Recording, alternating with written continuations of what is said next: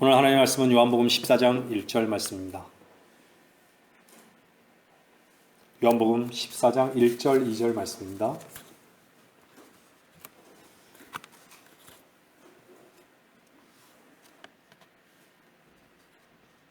제가 자신 줄 알고 읽겠습니다. 너희는 마음에 근심하지 말라. 너희가 하나님을 믿으니 또한 나를 믿으라. 내 아버지 집에는 많은 저택들이 있느니라. 그렇지 아니하면 내가 너에게 말하였으리라. 난 너희를 위하여 처소를 마련하러 가노라. 오늘 말씀의 제목은 죽음 앞에 보이는 소망입니다. 죽음 앞에 보이는 소망.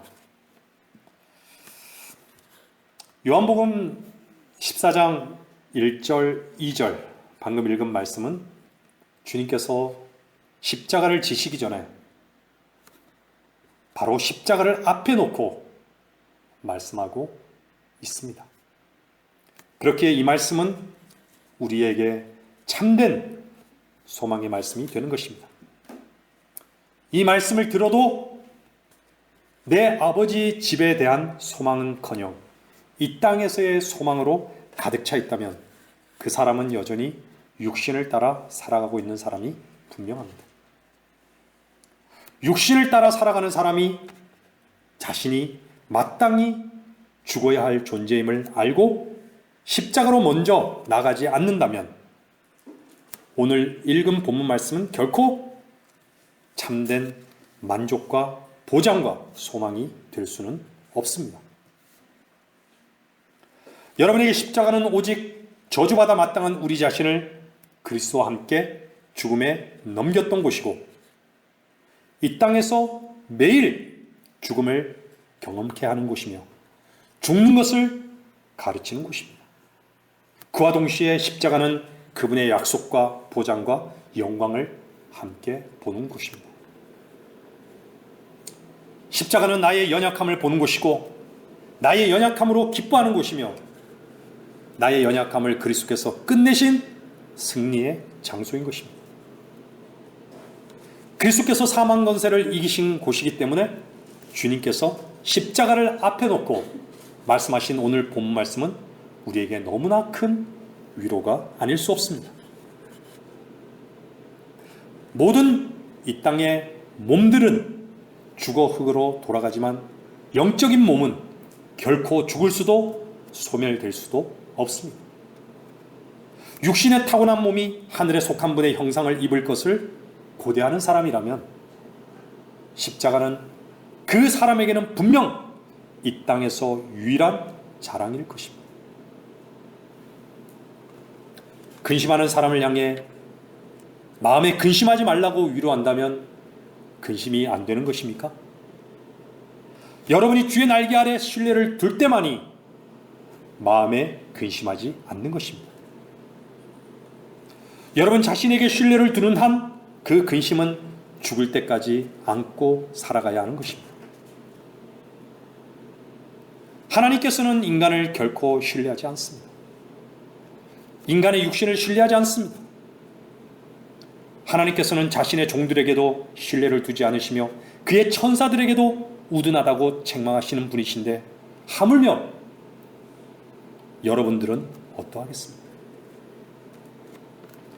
이 땅에서 그 누가 죽음 앞에 죽음을 앞에 두고 나를 믿으라고 많은 저택들이 있다고 처소를 마련하러 간다고 말할 수 있겠습니까?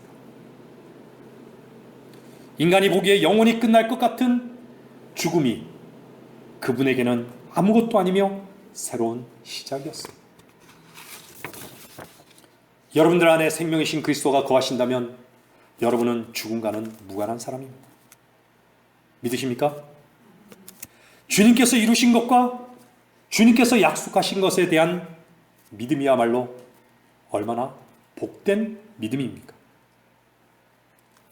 죽음을 두려워하지 않은 마음인데 무엇이 더 큰 근심이 되겠습니까? 죽음은 그림자일 뿐 거듭난 우리에게는 결코 근심의 대상이 아닙니다. 혹여 우리는 주님께서 오시기 전 먼저 세상을 떠날 수도 있습니다. 그러나 우리의 몸은 죽어 땅으로 갈 수 있으나 우리의 혼은 결코 죽지 않습니다. 우리의 생명의 원천이신 주님과 함께 있기에 주님의 빛 가운데서 참된 빛을 볼 것이기 때문입니다. 여러분, 주님을 여러분의 머리이시며 생명으로 믿었다면 여러분은 이미 모든 것을 얻은 것입니다. 믿기만 하면 아무리 어려운 것일지라도 지나가게 됩니다. 하나님은 내 은혜가 여러분에게 족하도다 라고 말씀하셨는데 여러분은 하나님의 은혜가 여러분에게 족하지 않을 수도 있다고 말한다면 누가 틀린 것입니까? 하나님께서는 그리스도가 여러분의 생명이며 거룩함이며 능력이라고 말씀하시는데 여러분은 그리스도께서 여러분의 생명이며 거룩함이며 능력이 아닐 수도 있다고 한다면 여러분은 하나님의 말씀을 신뢰하는 것이 아닙니다. 우리는 우리 자신의 체험이나 느낌을 믿는 것이 아니라 하나님의 말씀을 믿는 사람들입니다.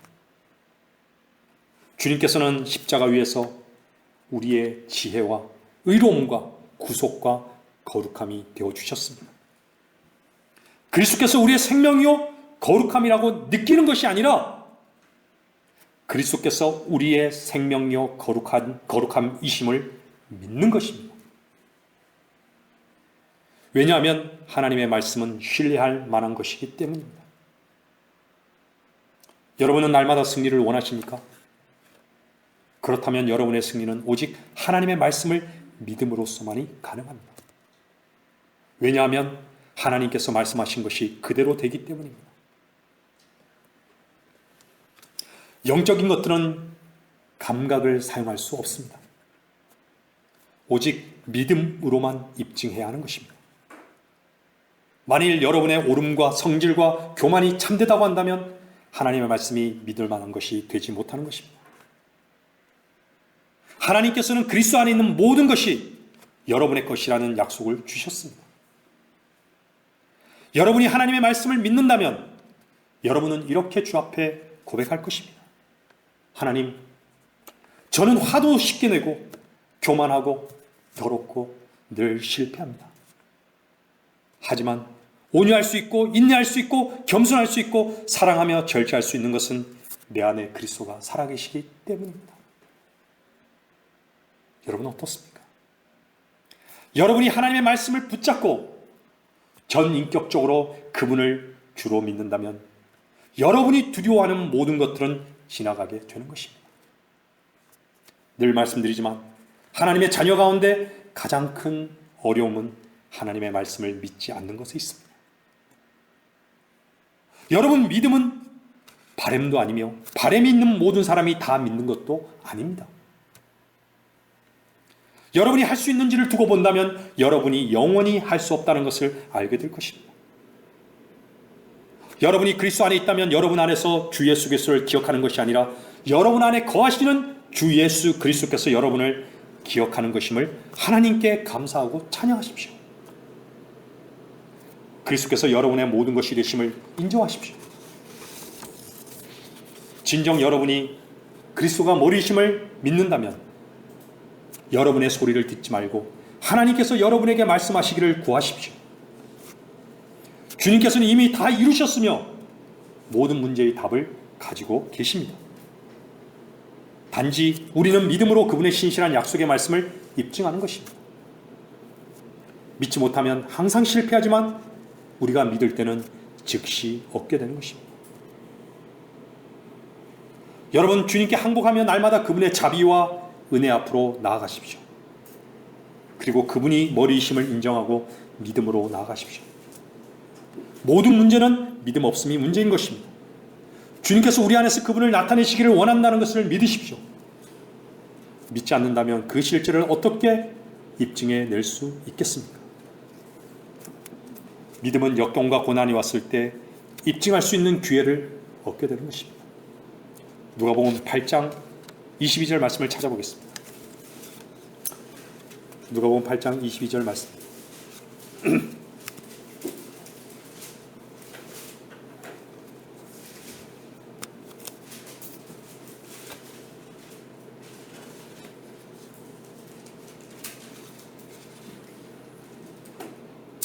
어느 날 주께서 제자들과 함께 배에 오르셔서 그들에게 말씀하시기를 호수 저편으로 건너가자고 하시니 그들이 떠나. 여러분들 잘 아는 말씀이죠? 주님께서는 제자들과 함께 배에 오르셨습니다. 주님께서 여러분과 함께라면 어디에서나 여러분은 주님과 함께하는 것입니다. 임마누엘 하나님이라는 것입니다. 더구나 주님은 배에 함께 타셨습니다. 그곳에서 어려움과 문제가 생겼다면 결코 벗어날 수 없는 공동의 운명 속에 있는 것입니다. 여러분들도 잘 아시다시피 주님께서는 건너가자고 하셨습니다. 그분이 말씀하신 일에는 결코 실패가 없습니다. 반드시 건넌다는 전제를 갖고 말씀하시는 것입니다. 인간은 항상 결과를 기다리지 못하고 언제라는 것에 갇혀 있습니다. 언제 그 일이. 하나님께서 말씀을 통해 예언하신 그 예언들은 반드시 그분의 때에 완벽하게 이루셨고 이루실 것임을 우리는 알고 믿는 것입니다. 주님의 말씀은 조급한 인간의 편에서는 불평이며 염려일 수 있습니다. 그러나 주님께서는 항상 그분의 때에 그분의 말씀을 정확히 이루셨습니다. 인간의 생각을 초월하신 주님의 방법은 인간의 방법과는 항상 달랐습니다. 하나님의 역사는 바람이 임으로 불어서 그 소리를 들어도 어디서 와서 어디로 가는지 알지 못하는 것과 같습니다. 조급한 인간들의 모습이 어떠한지 누가복음 8장에서 보여주고 있습니다. 폭풍이 쳤죠. 폭풍으로 인해 주님이 보이지 않습니다. 제자들은 온갖 노력을 다했지만 폭풍은 가라앉지를 않습니다. 제자들은 주님께 우리가 죽게 되었다고 말합니다. 그들은 자신들의 손을 다 사용하고 이제는 포기하는 시점에 와 있습니다. 자신들의 손을 다 사용해서 무엇인가를 할 수 있는 것이 전혀 없게 되었습니다.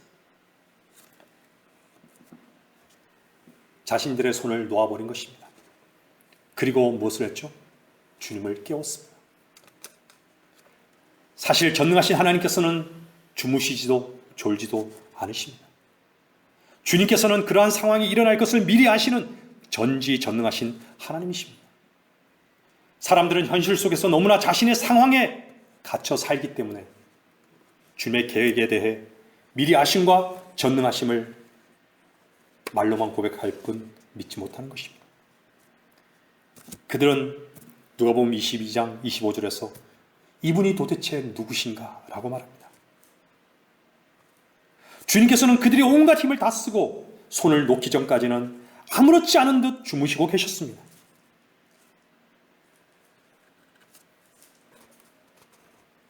도대체 하나님이 살아계신데 도대체 하나님은 뭘 하고 계십니까? 여러분, 주님께서 여러분에게 베풀어 주신 은혜와 사랑과 자비를 통해서 그분께 얼마나 감사했습니까? 왜 나 같은 죄인에게 이와 같은 은혜와 사랑과 자비를 베푸시는가? 그러기에 우리는 이해할 수 없는 그분의 손길을 찬양하고 감사하며 그분을 섬기고 있는 것입니다. 그런데 제자들은 어떤 것도 할 수 없는 상황 속에서 주님을 놓치고 있다가 주님을 깨우게 됩니다. 드디어 제자들은 저분이 누구시기에? 라는 고백을 하게 됩니다. 제자들은 상황만 보고 있다가 드디어 주님을 보게 된 것입니다. 여러분, 주목해 보십시오. 복음서를 보게 되면요, 주님께서는 인간들이 해결할 수 없는 그 어려운 현장 속에 계속 나타나시는 모습을 보게 됩니다. 주님께서는 그분의 어떤 능력을 나타내 보이시기 위해서 그렇게 하신 것이 아닙니다. 본질은 너희들이 아무리 노력해도 안 되는 것들이 있다는 것을, 또한 아무것도 너희들은 할 수 없다는 것을 주님께서는 말하고 있는 것입니다. 너희의 힘으로 사는 것을 멈추라고 주님은 보여주시는 것입니다. 인간이 죽은 자를 살릴 수 있겠습니까? 안진뱅이를 일으킬 수 있겠습니까? 소경된 자를 눈뜨게 할 수 있겠습니까? 멀리 공간을 초월한 곳에서 병든 백부장의 종을 낫게 할 수 있겠습니까?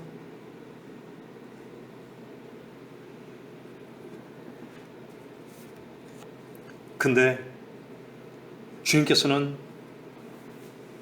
모든 사람들이 자기 자신들이 자기 자신을 책임지고 살려고 한다는 것을 주님은 아시는 거예요. 자기의 방법대로만 사는 것을 아시는 거예요.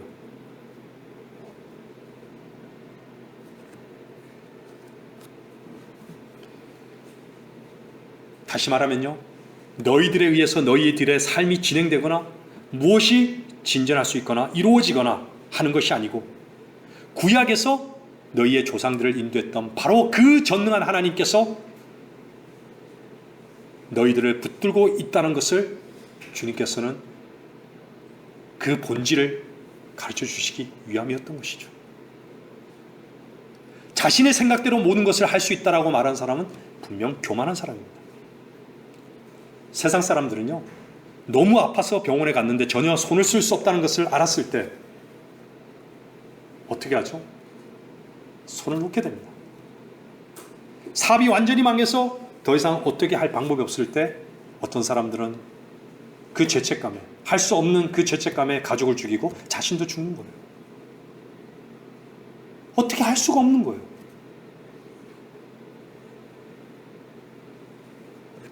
아무것도 할 수 없을 때 자신의 손을 놓는 거예요. 그런 것들을 통해서 사람들이 아는 것이 무엇인지 아십니까? 마지막에 나의 삶을 나조차도 책임질 수 없구나 라는 것을 알게 되는 것이에요. 자살하는 사람들이 왜 자살을 하는 것이죠?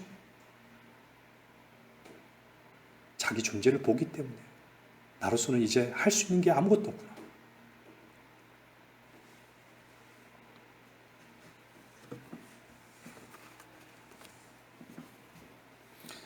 자기 자신이 아무것도 할 수 없을 때 누구를 봐야 할까요? 모든 것을 하실 수 있는 분을 봐야 됩니다. 돈으로도 할 수 없고 힘으로도 할 수 없는,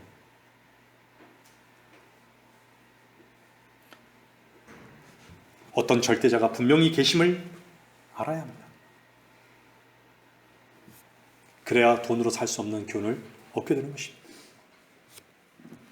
여러분, 주님께서 왜 그런 현장에 찾아가셨을까요? 단순히 그들의 문제를 해결하시기 위한 것이 아니라 너희들이 너희들을 주인으로 여기고 살았지만 주인은 너희들이 아니라 바로 나다. 주님 자신이라는 것을 나타내 보여주시는 것입니다. 인간들은 자신이 계획한 대로 자신의 삶을 좌지우지할 수 있다고 생각합니다.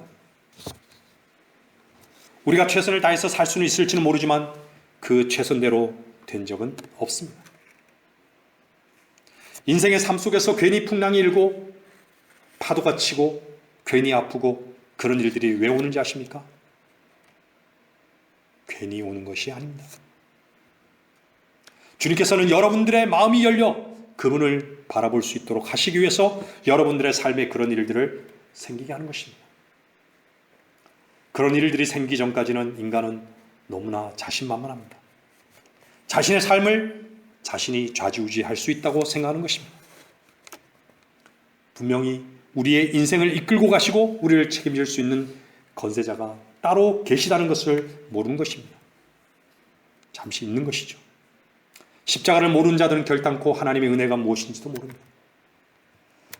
자신이 참으로 죽어야 할 자인 것과 그리스도께서 주가 되심을 믿고 깨달을 때만이 하나님의 은혜를 경험하고 고백할 수 있는 것입니다. 우리가 이 땅에 살면서 한 번의 죽음과 십자가를 경험하지 아니한 사람은 하나님의 백보자 심판석에서 영원히 심판을 당할 것입니다. 세상은 우리를 계속 올가매려고 하고 계속 노예로 만들어 버리려고 합니다. 여러분, 세상이 아주 매혹적으로 보입니까? 세상이 나를 보장하는 것 같습니까? 거기에 사람들은 쏟고 거기에 또한 묶이는 것입니다.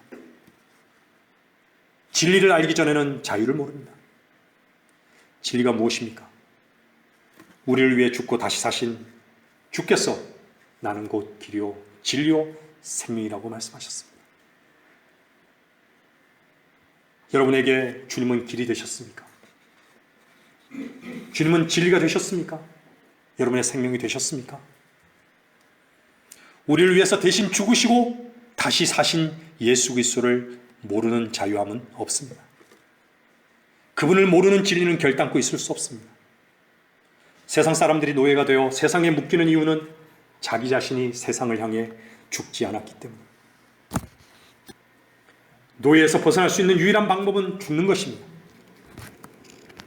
하나님의 위치에서 보았을 때 이스라엘 백성들이 홍해에서 죽지 않았다면 하나님의 백성이 될 수 없었을 것입니다.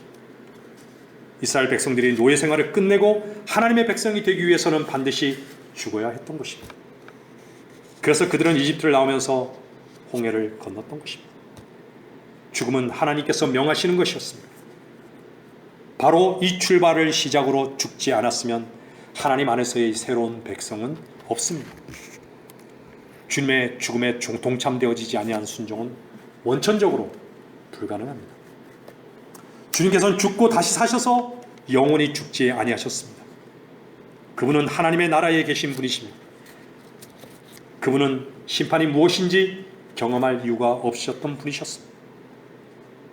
그분은 죽음과 죄와는 전혀 상관없으신 분이십니다. 그 주님께서 인간의 몸을 입고 이 땅에 오셔서 우리를 위해 먼저 죽으시고 또한 십자가에서 죽으심으로 말미암아 우리들을 초청하시고 내게 속해서 같이 죽자고, 그렇지 아니하면 결단코 주님께서 주가 되실 수 없음을 말씀하셨던 것입니다. 죽음과 전혀 무관하셨던 바로 주님께서, 바로 그 주님께서 우리를 새로운 백성이 되게 하시기 위해 이 땅에 오셔서 우리와 함께 죽으셨습니다. 여러분이 죽지 않으면 죄는 끝나지 않으며 영적 세계도 알 수 없습니다. 보이는 세계 외에는 볼 수 없습니다. 보이지 않는 하나님을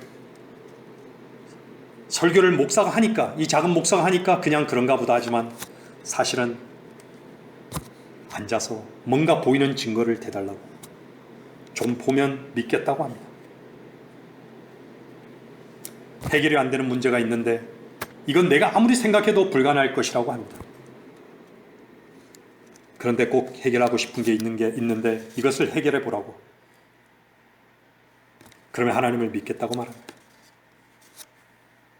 이것은 물질 세계에만 있다라는 것을 아십시오. 마음이 보이는 물질 세계만 있는 사람입니다. 보이지 아니하는 영적 세계에 대해서 전혀 감이 없는 것입니다. 이스라엘 백성들이 그랬습니다. 영적인 모든 문제는 믿음만이 입증할 수 있습니다. 그분이 이루신 것과 그분의 약속을 믿지 않고 입증할 수 있는 방법은 없습니다. 여러분이 구원을 받고 생명을 누리는 것이 실제한다면 그것은 여러분이 그분이 이루심을 믿고 그분 안에 있기에 자유가 있고 만족이 있는 것입니다. 신명기 8장 3절 말씀을 보시겠습니다. 신명기 8장 3절입니다.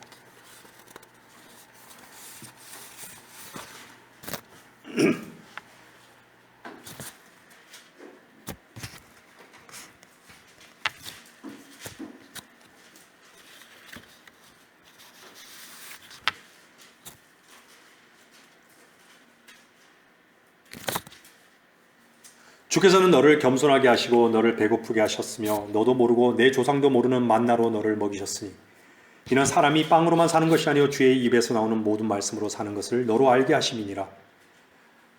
40년 동안에 내 옷이 낡아해지지 아니하였고 내 발이 부어오르지 아니하였느니라. 세상 것을 찾아 기쁨을 찾고 세상 것 때문에 슬퍼하고 그것 때문에 땀 흘리고 모든 관심과 모든 목적을 세상의 것에만 두고 있다면 결코 하늘로부터 오는 양식을 먹을 수 없습니다. 사람이 빵으로만 사는 것이 아님을 주님 안에서 알 때 비로소 하나님의 말씀이 그 안에 역사하는 것입니다. 스스로가 그리스도인이라고 말하면서 그리스도와 함께 죽어본 적도 없고 세상에서 끝나본 적도 없는 사람들이 많습니다. 아직도 예배당에 나오면서 진리를 알지 못하기 때문에 세상에 묶여 있는 것입니다. 세상의 노예로 사는 것이고 세상의 종으로 사는 것입니다. 지식의 노예이고 물질의 노예이고 세상의 노예로 살다가 영원한 저주로 끝나는 것도 모른 채 죽어가고 있는 것입니다. 여러분, 진리가 여러분을 자유케 하십니까? 자기 자신을 지킬 것은 하나도 없고 자신을 날마다 죽음에 넘기는 사람은 그리스도만이 전부이고 자유한 사람입니다. 삶 속에서 주께서 모든 것이 되도록 하시는 그 손길을 아는 사람은 자신을 사랑하지 않습니다. 자신이 사랑하고 있는 그 모든 것을 십자가로 가지고 나가는 사람입니다. 죽음 앞에 놓여 있는 사람은 세상에 속한 그 어떤 것도 붙잡지 않습니다. 그리스도인의 싸움은 세상 것을 얻으려고 하는 싸움이 아닙니다. 그리스도인의 투쟁은 세상 것을 얻기 위한 투쟁이 아니라 그것을 날마다 버리고 불이 나며 그것에 절하지 아니하고 주님 한 분의 보장 앞에 나의 모든 삶을 드려 참된 경배의 삶을 드리는 것이 그리스도인의 영적 싸움임을 잊지 마십시오. 사람들은 하나님을 경배한다고 하니까 예배당에 나와서 찬송하고 헌금하고 주일마다 참여하는 것이라고 생각합니다. 참다운 경배는 여러분들의 세상적인 가치와 즐거움, 기쁨, 오락, 그리고 여러분들을 묶고 있는 세상적인 것들을 십자가에 못 박아 버리고 물에다 수장시켜 버리는 것입니다. 그래서 하나님을 향해 고개를 들고 그분만 바라며 그분 앞에 무릎을 꿇고 하나님의 보장 앞에 나의 모든 마음을 옮겨 놓는 것입니다. 이것이 참다운 경배인 것입니다. 예배당에 나와서도 세상을 향해서만 관심이 있다면 그것은 세상을 경배하는 것입니다. 우리는 거짓된 입술을 벌려서 찬송해서는 안 됩니다. 말씀을 정리하겠습니다. 출애굽기 17장 1절 3절 말씀을 보겠습니다.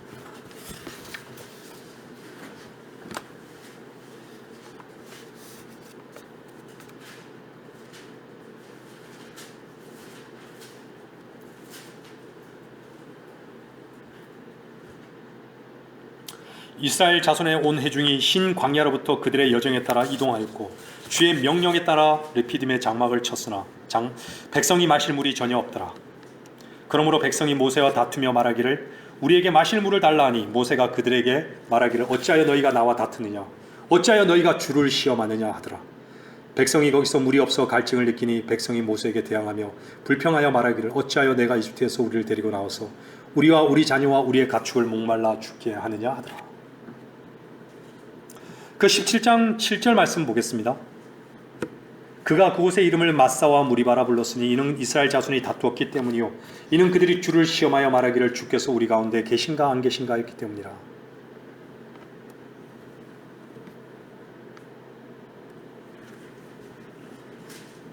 이 말씀은요, 하나님께서 계시다면 나의 육신적인 필요가 이것인데 이것을 채워주십시오. 이것을 채워주십시오. 지금 이 말씀이 17장 7절 말씀입니다. 주께서 우리 가운데 계신가 안 계신가? 하나님께서 정말 살아계십니까? 그리스도가 여러분의 생명이십니까? 그리스도가 여러분 안에 거하십니까? 여러분의 몸이 그리스도의 성전입니까? 하나님께서 정말 여러분의 능력자이십니까? 제가 지금 몸이 아픕니다. 제가 지금 돈이 없습니다. 제게 지금 문제가 있습니다. 하나님께서 참으로 살아계신다면 주님 이 문제를 해결해 주십시오. 이 문제를 해결해 주시면 하나님께서 살아계신 것으로 인정하겠습니다. 그런데 주님께서는 오히려 이렇게 묻습니다. 너희들이 나를 믿었느냐? 너희들이 정말로 내 앞에 무릎을 꿇었느냐? 내게 경배했느냐? 내가 너희들에게 모든 보장이 되었느냐? 너희들의 요구를 다 들어주었음에도 불구하고 너희들은 참으로 나를 경배했느냐? 내 앞에 참으로 엎드렸느냐? 너희들은 너희의 육신적인 요구에 의해서 나를 찾았고 내 이름을 이용했으며 나를 시험하지 않았느냐? 세상의 많은 사람들이 주님의 이름을 세상의 것을 해결하는 정도로 오해하고 있습니다. 보여주시라고. 그러면 하나님을 믿겠노라고. 이렇게 말합니다. 여러분은 어떻습니까? 하나님께서는 오늘 또 그 기적의 현장을 보여주셨고 내일 또 또한 보여주실 것이며 앞으로도 계속 그 은혜와 그분의 놀라우신 축복을 우리에게 보여주실 것입니다. 여러분들이 하루하루를 하나님의 놀라운 기적의 손길에서 살아가고 있다는 것을 모른다면 여러분들은 하나님의 은혜와 자비 속에 거하는 그리스도인 아닙니다. 여러분이 돈을 버니까 먹고 사는 것입니까? 여러분이 재주가 좋아서 직장생활을 하는 것입니까?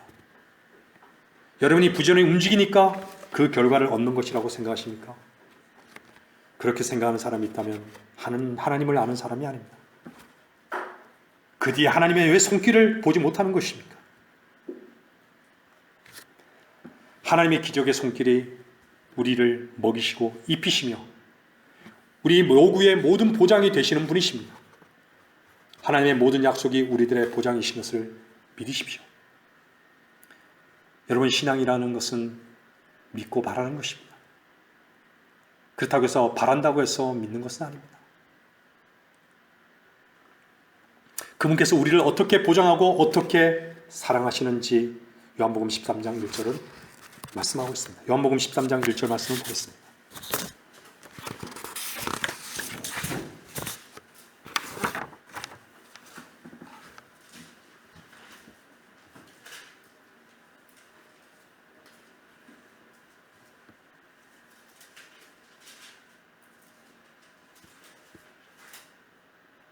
유월절 전에 예수께서 이 세상에서 떠나 아버지께로 가야 할 자기 때가 된 것을 아시고 세상에 있는 자기 사람들을 사랑하시되 그들을 끝까지 사랑하시니라.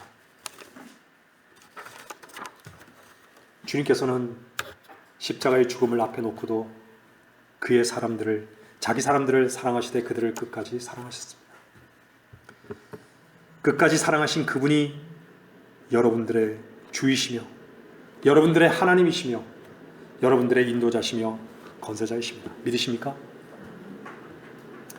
하나님 앞에 여러분들이 마음의 무릎을 꿇고 그분 한 분만 섬기고 경배하며 그분의 말씀을 따르는 하나님의 백성들이 되어야 합니다.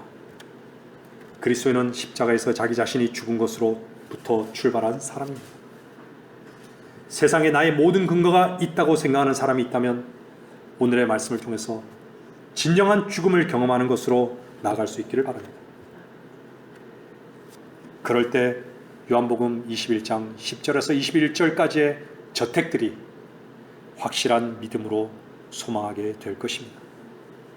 여러분이 주님께서 공중에서 부르시기 전에 죽거나 아니면 변화되어 올라간다면 바로 그런 집으로 가게 됨을 기뻐하십시오.